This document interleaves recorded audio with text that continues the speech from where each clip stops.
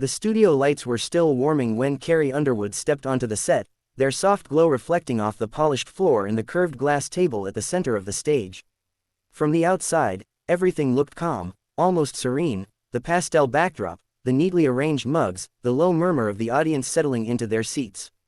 Carrie wore a tailored blazer over a simple top, country elegance refined for morning television, and she greeted everyone with the kind of smile that had become second nature after years in the public eye. It was warm, polite, and just guarded enough to keep the world at arm's length. She hugged Sheinelle Jones briefly, exchanging compliments the cameras didn't quite catch, and took her seat as the applause swelled. Carrie waved, grateful as always, but something in her eyes suggested she was already bracing herself. Live television had taught her that even the friendliest interviews could turn unpredictable in seconds. At first, the conversation flowed exactly as expected. They talked about her tour, the thrill of returning to the stage, the way music still felt like home after all these years. Carrie laughed easily, her voice relaxed, leaning forward as she spoke about songwriting sessions that stretched late into the night. The audience responded warmly, nodding, clapping at all the right moments. Sheinelle smiled along, her tone curious but gentle, the practiced rhythm of a host who knows how to keep things moving without rushing. Then came the pivot. So there's been a lot of buzz online, Sheinelle said, glancing down at her notes before looking back up, about one particular lyric on the new album. Carrie's smile didn't disappear, but it tightened slightly, like a knot pulled just a little too snug. She laughed, light and airy, saying she'd heard about that. Fans always read into things, she joked, sometimes more than she ever expected. Sheinelle nodded, encouraging but persistent. Some listeners feel like it's pointing directly at someone. They're calling it personal, even confrontational. Carrie shifted in her chair, crossing and uncrossing her legs, her hands folding neatly in her lap. Music is personal, she said. That's kind of the point. But it doesn't always mean it's about one person. The audience murmured in agreement, a few claps rippling through the room. Carrie's shoulders relaxed a fraction, and for a moment it seemed like the conversation might glide safely past the topic. But Sheinelle leaned in, her expression thoughtful. I get that, but when you're someone people look up to, don't you think there's a responsibility to be clear about your message? Especially when lyrics can be interpreted as a statement. The air changed. It wasn't dramatic, not yet, but it grew heavier, like a storm cloud sliding quietly in front of the sun. Carrie picked up her mug, took a small sip she didn't seem to need, and set it back down carefully. The sound of ceramic against glass was faint, but in the hush of the studio it landed with surprising weight. I've always believed, Carrie said slowly, choosing each word, that my responsibility is to be honest in my art. Not to explain it away before people even get a chance to feel it. Her voice was calm, but there was a new firmness beneath it, something protective.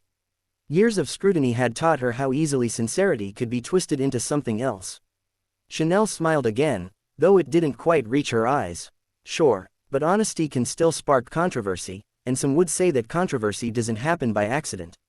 A few audience members shifted in their seats. The cameras cut to a wider shot, catching Carrie's reaction, the brief flash of surprise, then resolve. She straightened, her posture suddenly taller, more commanding. Controversy happens when people project, she replied. I write from experiences, emotions. That doesn't mean I'm pointing fingers. Sheinelle raised her eyebrows slightly. But if people feel targeted? Carrie interrupted, gently but unmistakably. People feel a lot of things. That doesn't mean I owe them an explanation for every lyric. Applause broke out, louder this time, instinctive. Carrie gave a small nod of thanks toward the audience, but her attention remained fixed on Sheinelle.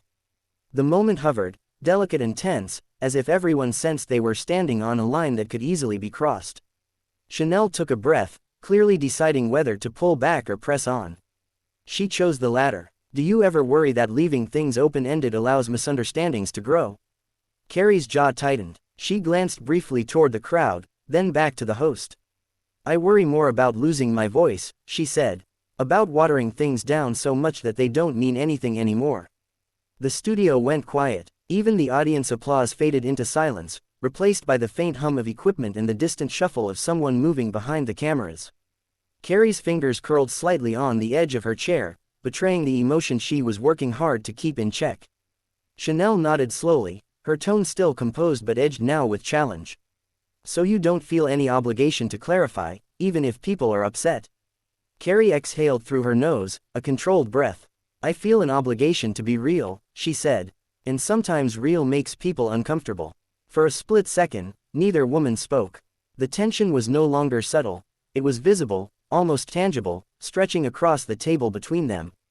Producers shifted behind the scenes, one of them raising a hand slightly, signaling a possible change in direction if needed.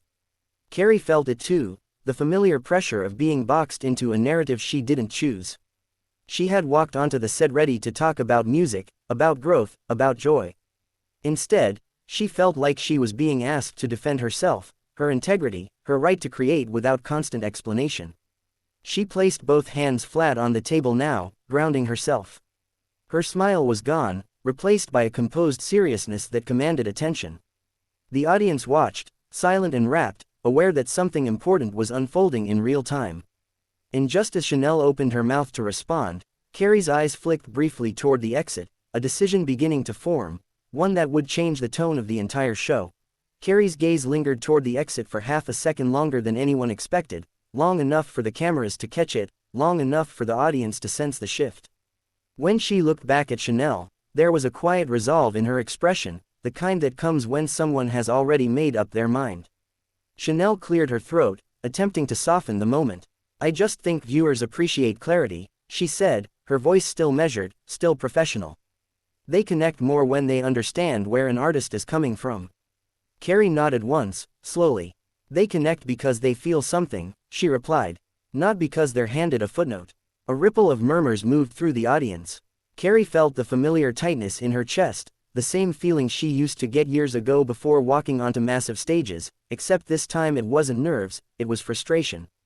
She had learned how to stand her ground in arenas filled with thousands, yet here, under the bright, unforgiving lights of a morning show, the ground felt unexpectedly slippery. Sheinelle tried again, smiling politely. No one's questioning your talent or your honesty. But that's exactly what it feels like, Carrie said, her voice rising just a notch. Not loud, not angry, just unmistakably firm. When I'm asked to justify my art, over and over, as if intention only matters if it's explained. There was a pause. Somewhere off camera, a producer whispered urgently into a headset. The clock on the studio wall kept ticking, oblivious. Sheinelle leaned back slightly, sensing the conversation teetering. We're just having a conversation, she said.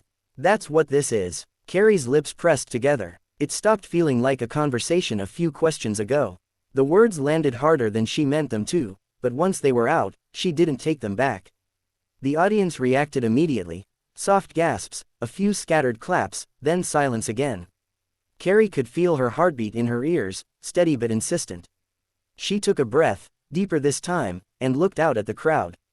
Faces stared back at her, fans, casual viewers, people who had woken up expecting lighthearted television and instead found themselves witnesses to something raw. Carrie turned back to Sheinelle. I respect what you do, she said, quieter now. Truly. But I didn't come here to be put on trial for my lyrics. Sheinelle opened her mouth, then closed it again, recalibrating. I'm sorry if it feels that way, she said. That wasn't my intention. Carrie searched her face, as if weighing the sincerity of the apology. Maybe it was genuine, maybe it wasn't. In that moment, it didn't matter. What mattered was the line she felt had already been crossed. I think, Carrie said carefully, that sometimes intentions don't erase impact. And right now, this doesn't feel good. She placed her hands on the table and pushed herself to her feet. The movement was calm, controlled, but decisive. Chairs scraped softly as a few audience members leaned forward, startled. Sheinelle reacted instantly. Carrie, we can take a break. Carrie shook her head. No, I don't think a break fixes this. Her voice didn't waver, but her eyes shone, emotion threatening at the edges. She offered a small, courteous smile toward Sheinelle, the kind reserved for endings, not pauses. Thank you for having me, she said, turning slightly toward the cameras. And thank you all for listening. For a heartbeat, no one moved. Then the audience applauded, unsure but instinctive, clapping out of respect, out of shock, out of empathy. Carrie stepped away from the table, her heels tapping against the floor, each step echoing louder than seemed possible.